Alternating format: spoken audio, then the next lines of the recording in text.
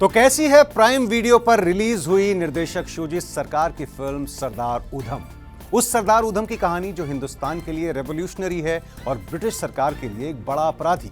वो सरदार उधम जिसने 1940 में लंदन के कैक्सटन हॉल में भरी सभा में पंजाब के पूर्व लेफ्टिनेंट गवर्नर माइकल ओडायर के सीने में 3 गोलियां उतारकर 1919 के जलियांवाला बाग नरसंहार का बदला लिया था। ये वो घटना थी जिसकी गूंज 1940 में दुनिया भर में सुनाई दी थी। हम सब सरदार उधम सिंह के बारे में बस यही एक लाइन जानते हैं कि उन्होंने जलियांवाला बाग का बदला लिया था। लेकिन निर्देशक शुजित सरकार ने उधम सिंह की जिंदगी के अनसुने अनछुए पहलुओं को इस फिल्म में समेट लिया है। इस कहानी का सेंटर भले ही जलियांवाला बाग का नरसंहार हो, लेकिन ये दास्तान उससे कहीं ज्यादा बड़ी है। ये ब्रिटिश साम्राज्य के दौर में हर हिंदुस्तानी की छटपटाहट और आजादी पर लगे पहरे की तकलीफ की कहानी है। उधम सिंह को कई मौके मिलते हैं जब वो डायर के करीब है, उसे बहुत आसानी से मार सकता है, लेकिन उसकी नजर में इस तरह मारना मामूली हत्या कहलाएगा। उसे तो पूरी दुनिया को एक संदेश देना है, एक प्रोटेस्ट के तौर पर। यह थीमेटिक ट्रीटमेंट इस पूरी फिल्म को दूसरी सभी देशभक्ति फिल्मों से अलग बना देता है, क्योंकि डायर को मारकर बदला लेने की घटना क्लाइमैक्स में नहीं है, वो तो फिल्म के शुरुआती आधे घंटे में ही हो जाती है।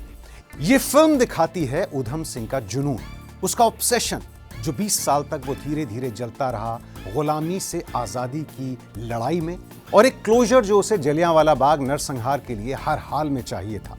किन मुश्किलों से निपटकर उधम सिंह भारत से अफगानिस्तान और रूस होते हुए इंग्लैंड तक गया, वो बदला जिसके लिए उसने 20 साल तक इंतजार किया, संघर्ष किया, और इन 20 साल में उसने क्या किया।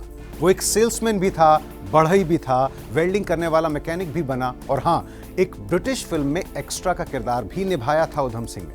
फिर पकड़े जाने के बाद लंबी यातनाओं का दौर जो इस फिल्म में दिखाया गया है, वो स्कॉटलैंड यार्ड के सामने कोई राज नहीं खोलता। फिल्म के एक बेहतरीन सीन में ब्रिटिश डिटेक्टिव उधम सिंह से भगत सिंह के बारे में पूछता है, तो उधम सिंह अंग्रेज पुलिस वाले से पूछता है कि 23 साल की उम्र में तुम क्या कर रहे थे। पुलिस वाला उससे कहता है कि उसकी शादी हो चुकी थी, एक बच्चा था, फैमिली थी, अपने करियर में ब्रिटिश पुलिस में वो सबसे कम उम्र का डिटेक्टिव बन चुका था, यानी जिंदगी बढ़िया थी।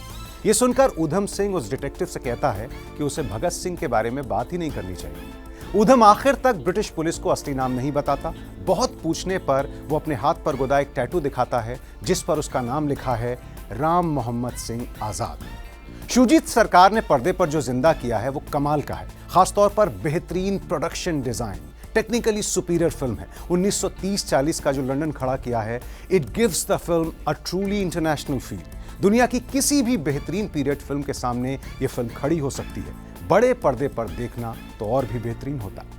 फिल्म का स्क्रीन प्ले है शुभेंदु भट्टाचार्य और रितेश शाह का, नॉन लीनियर है। फिल्म की कहानी बहुत ज्यादा आगे पीछे होती है, ट्रीटमेंट बेहद सटल है, कहीं लाउडनेस नहीं है, लेकिन स्क्रीन प्ले में परेशान करती है फिल्म की बेहद धीमी रफ्तार, खासतौर पर फर्स्ट हाफ में। ये इस फिल्म की सबसे बड़ी कमजोरी है। फिल्म की लंबाई भी ज्यादा है, और अगर आप एक एक्शन पैक्ड मसाला रिवेंज फिल्म सोचकर इस फिल्म को देखने बैठेंगे तो निराश हो जाएंगे।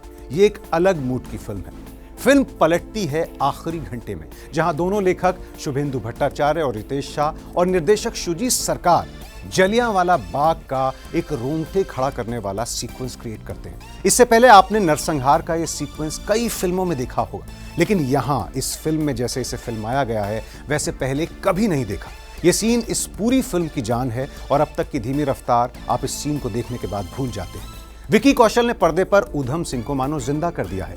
खबरें थी कि इस रोल के लिए पहले इरफान खान को सोचा गया था। आप सोचते हैं कि क्या विकी इसके साथ न्याय कर पाएंगे, लेकिन विकी ने वाकई कमाल कर दिया है। इसमें उनका उरी वाला एक्सटर्नल जोश नहीं है, बिना ओवरबोर्ड गए, ओवर ड्रामेटिक हुए, जिस तरह उन्होंने उधम सिंह के जज्बे को इंटरनलाइज किया है वो शानदार है। अमोल पराशर, बनीता संधू ने डिटेक्टिव जॉनसन के किरदार में स्टीफन होगन, एलिन पामर के रोल में Kirsty Everton, Sean Scott, Andrew Hewell, सब बहुत नेचुरल लगे हैं। परफॉर्मेंस वाइज बहुत नेचुरल फिल्म है। तो देख लीजिए इस वीकेंड ये फिल्म। We'll go with 3.5 stars.